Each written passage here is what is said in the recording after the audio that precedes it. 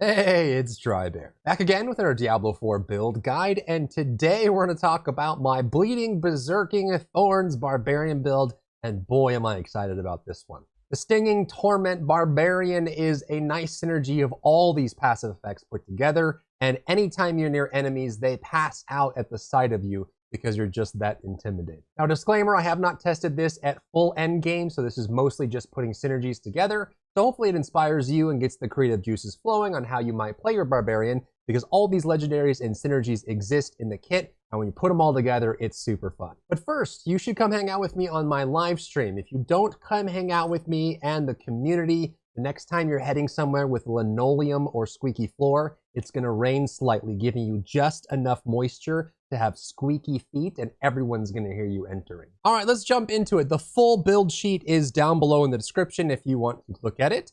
This has basically all the synergies put together, and by the time we're done explaining this, you're gonna see why I'm so excited about this. It's so much fun, and it's a nice modified. I will have a full bleed build for Barbarian out as well, but this one is putting together some thorns and some other brawling aspects to it, plus berserking that makes it work. And there should be 100% uptime of berserking at all times with this, plus bleed, plus thorns, plus explosions.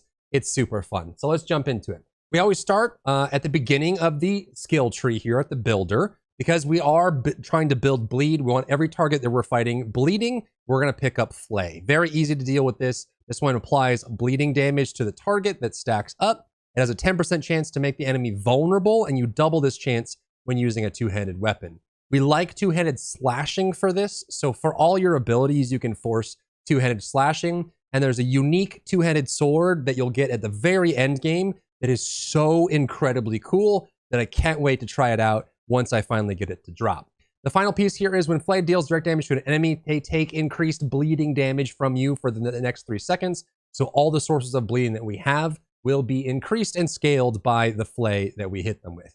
We are going to pick up pressure point here because we do want some lucky hits. This makes it so that your core skills have a chance to make enemies vulnerable. We've already talked about at length how important vulnerable is for builds and your overall damage, so we like that a lot. Your spender here, your core ability, is Rend. It should come as no surprise to you. It is a sweep in front of you with ideally a two-hand slashing weapon that deals damage and inflicts bleeding. We're also going to make it so that you win dealing direct damage with Rend extends the duration on vulnerable. So we have vulnerable procs from lucky hits. We have vulnerable procs from Flay, and Rend will extend that vulnerable every time you hit, which is really cool. And Rend deals increased damage to vulnerable enemies. This will also scale not only the direct damage, but the bleeding damage as well, which is really cool. We come down here, and it is going to be a Thorns build. So we do want some tankiness. Max HP is huge here. Again, if you are playing this at a lower level, I always recommend people to pick up their abilities and the modifiers first. So make your way down the tree, get those done, and then work your way back and start picking up the passives, because the abilities are always going to be your biggest jump in power. So we're going to get the max life here. Then we're going to get it so that we gain a flat amount of thorns, super nice, and you gain 10 thorns for each bonus maximum life you have. So things like this are going to be very useful for that. So we want lots of life, lots of max life to scale this up. We get thorns, and then more thorns, and then more thorns. On top of that, increase your thorns by 9%. When enemies hit you, they take an additional 10% of your thorns as bleeding. So not only are we dealing thorns damage, but we're also triggering bleeding damage from our thorns, thus the name Stinging Torment. It's a bloody thorns build. All that gets converted, which is really cool. If you have thorns, it's very nice to run Challenging Shout. This is like the dream of any Thorns build, because the Thorns build says, I want you to attack me so you take damage, and Challenging Shout says you have to attack me because I'm going to taunt you. You also get damage reduction, which is really nice for Thorns, means you can eat attacks longer. You can also make it so it gives you max bonus life, which again gives us more Thorns while this is active, and then also while Challenging Shout is active, gain Thorns equal to 30% of your maximum life. So we get max life, which gives us Thorns. And then while it's active, you gain Thorns for equal to your max life, which is more Thorns. So while Challenging Shout is active, we have Thorns through the roof. It is like we are just a spiky ball of doom. It's crazy. Coming down to the brawling tree, there's going to be some big pickups here. So what we're going to go with is we're going to run with charge and kick. 2 brawling skills, and as we get towards the end of the build, you'll start to see why these are in here in the first place. You can pick up movement speed here, but if you really wanted to as well, you can go over and switch over to booming voice. I think both of these are fine pickups. The movement speed makes a lot of sense. So does booming voice, just to have that extra little, extends the duration of challenging shout, which gives you duration. And also you gain the max life and the thorns. That duration is also extended by booming voice as well. But we're going to pick up two brawling skills here. The first one is kick. Kick is Das Boot. I will have a kick build separate for this. And I use kick in my earthquake build as well, which is super fun. But this is Das Boot. You boot them in the face, they fly backwards. If they hit a wall, they're stunned, they take additional damage. And it does do respectable damage, more or less. You can also kick enemies and make them vulnerable, which we will extend every time we rend. So if they're not vulnerable from pressure point or from battle flay, or for the modified flay, then when we kick them, they're vulnerable, and then we can extend it again. And kicked enemies deal 54% damage to enemies they collide with while being knocked back, and they're knocked down. And remember, even though bosses can't be CC'd, we now know that the more types of CC and the amount of CC you give a boss, the faster they stagger. So these big chunky CCs that we're getting will allow us to stagger bosses more often, which will give us those windows of opportunity to punish. Charge actually does pretty respectable damage, like insane damage. Become unstoppable, which is a nice way to trigger other bonus effects and get you out of a really tight spot. Pushing enemies around you, then swinging through them, dealing damage and knocking them back. You can also make it so enemies who are knocked into terrain by charge take 15% damage and are stunned. And damage enemies with charge makes them vulnerable. You can swap these two if you end up finding that kick does more damage than charge. They're both pretty good here. I just find that charge scales a little bit better than kick, unless you're going for the mega mighty ultra kick, this one here, which takes all of your fury away, which is good. But I think without that, you can go here because you want to be spending fury on your rend to get that extra bleed damage. However, we really want to have two brawling skills for a couple legendaries running, but also because we're going to run some berserking bonuses here. So when we berserk, gain damage reduction while berserking, super nice. But also, when a brawling skill damages at least one enemy, you gain berserking for 3 seconds. So when you charge, you get berserking for 3 seconds. 3 seconds later, you kick, you get berserking for 3 seconds. So you get 6 seconds of berserking, and then when you reset these cooldowns, you get more berserking. And that's awesome because while berserking, we get damage amp, and there's plenty of other things that actually bleeding and berserking go really well together. And we can even get a significant amount of thorns while we're berserking as well. We come down here and we're pretty much capped on abilities. We're not going to get any of the weapon masteries here, but we are a bleed build. So we're going to pick up hamstring. Bleeding enemies are slowed by 10%. You only really need 1 point here. This just puts them in the CC category for other bonus effects, which is nice. And then on top of that, your bleeding effects deal 18% increased damage to vulnerable enemies, which we make vulnerable every time we charge them, kick them, every time we rend them, every time we lucky hit them, and every time we enhanced flay them, we make them vulnerable. So all of that works really well together. So that's going to be the weapon mastery. We're going to come down here to the next part. At least in what I've been kind of putting this build together on, you don't actually need Wrath of the Berserker for the berserking aspect, and we're primarily going to be doing the bleeding. But I think you do honestly have a choice here. Honestly, all three of these ultimates have a decent argument point for them. The Maelstrom ultimate does apply bleeding, but it's on a long cooldown, and without reasonable ways to reset it, I don't think it makes sense running this unless you're going to be running with Walking Arsenal, more of like a weapon expert build. So I think either you run with Wrath of the Berserker, which gives you more free berserking, you can scale it up, and you can get movement speed and generation, and you can increase the amount of berserk damage that you get. Or you can also run Call of the Ancients. This does really good damage. It's an even shorter cooldown, which is nice. You can make it so you get attack speed and 10% damage while it's active. The attack speed means you can build up more bleeds, which is really nice. And you get Fury, you slow enemies, and you stun, which pushes you closer to staggering bosses, which I think is really good. But I think all three of these have their time and their place. You can kind of pick for your preference there. Heavy-handed is great. While using two-handed weapons, you deal increased crit strike damage, and we have plenty of bonuses that scale off of that. And we also know that crit damage, crit strike, and vulnerable are two of the best damage types in the game. So getting more of that just for using a two-handed weapon is excellent. And of course, unsurprisingly, we're running with Gushing Wounds here. When causing an enemy to bleed, you have a chance equal to your crit strike chance to increase the bleed amount by double your crit damage. So we want to build crit strike and crit damage with this build as much as we can through our gear and through our stat bonuses. because that's going to increase our bleed amount.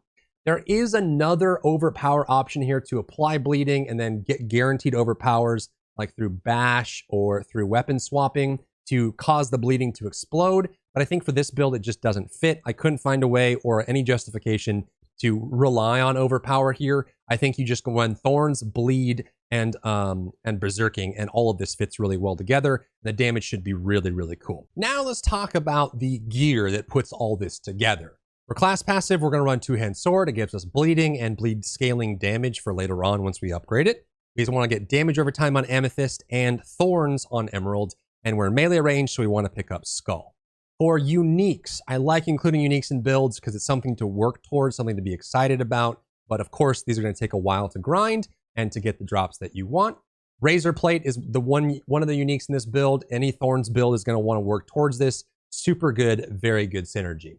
Next, we're going to run with the grandfather sword because everything we're doing is with two-hand slashing for flay and for rend and all the bonuses there. And remember, our key passive, gushing wounds, scales our bleeding by our crit strike damage. So not only does this have crazy stats on it, it is a two-hand slashing weapon, but also scales our crit damage, which makes our overall damage better and makes our bleeding better, which makes our damage better overall. Super cool. Now let's go through the legendaries that make this all fit, and you can start to imagine all the things that are coming together now. For Helm, we're going to get damage reduction for bleeding enemies. You can swap this out for Aspect of Might if you want, Aspect of the Protector. There's plenty of ways to work. We already have Disobedience in here, which is another common defensive legendary that we like having in there in general. So that's super cool. Damage reduction on that. We're going to talk about Razor Plate for the thorns. Death Wish Aspect means we gain thorns while berserking. And we know that we berserk every time we charge, and we berserk every time we kick. And we have ways to extend berserking as well. And again, if you decide to, you can run Wrath of the Berserker to get even more. So while we're berserking, we get thorns for free, which is really cool. Relentless Berserker's Aspect, Lucky Hit Chance, damaging an enemy with a core skill, our Rend, has a chance to extend the duration of berserking by 1 second, double this if it was a crit. So again, high crit damage, we scale off of that. The crit chance means that we extend berserking, and that's why I think if you're hitting enough and critting enough and you have decent lucky hit, you should be able to, between these two brawling skills, keep up your berserking without needing Wrath of the Berserker, but you can make that decision. For weapons here, we're getting all four for the stats and the passive.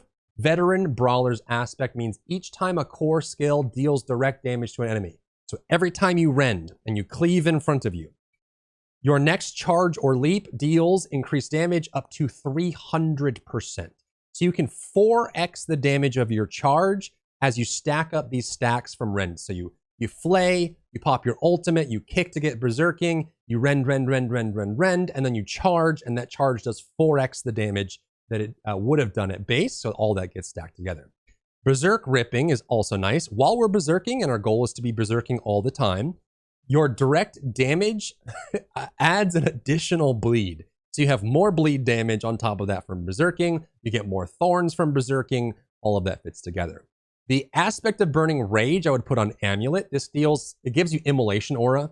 So while you're berserking, you're burning everyone around you every second, so constant damage. So enemies that attack you are taking thorn damage. You're burning everyone. Everyone's bleeding. There's blood everywhere. It's crazy.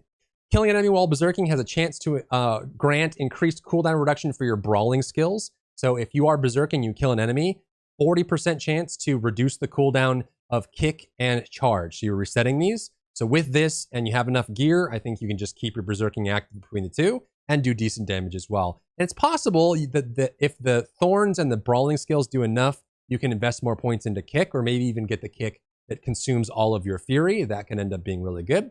Needle Flare is nice. It makes your thorns do AoE damage instead of just single target, which is huge. And then Brawler's Aspect, enemies damaged by kick or charge. We have both of those.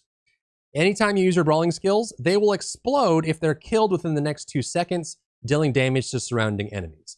So it's this attrition damage going out from every which way. And to add a cherry on top, since you're resetting your cooldowns constantly on your brawling skills, if they die after being hit by it, the enemy will explode, just to add for good measure.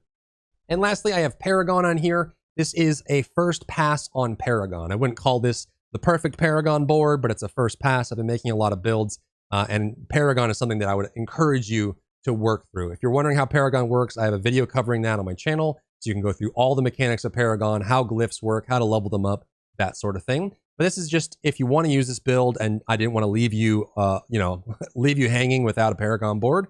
Here is the Paragon board that you can use if you'd like to put all this build together. The main things here, I think, are running Brawl, which gives you brawling skill damage, and you get physical damage scaling on the nodes that are nearby. You can run Disembowel for bleeding damage, and killing a bleeding enemy has a chance to reduce the cooldowns of your non-ultimate active cooldowns, mainly your Brawl skills and your Shout, to get more value out of that.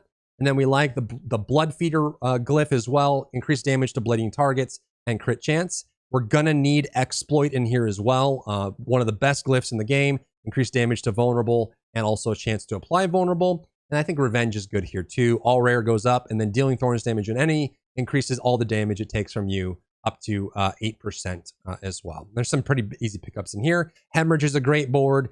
Blood Rage is a great board, and you can grab the boards along the way, and there's some nice passives as well. But that is the Stinging Torment Barbarian, a nice little variant mixing all the really cool niche mechanics into a very interesting build. And hopefully, if nothing else, this inspired you to try it or try something similar.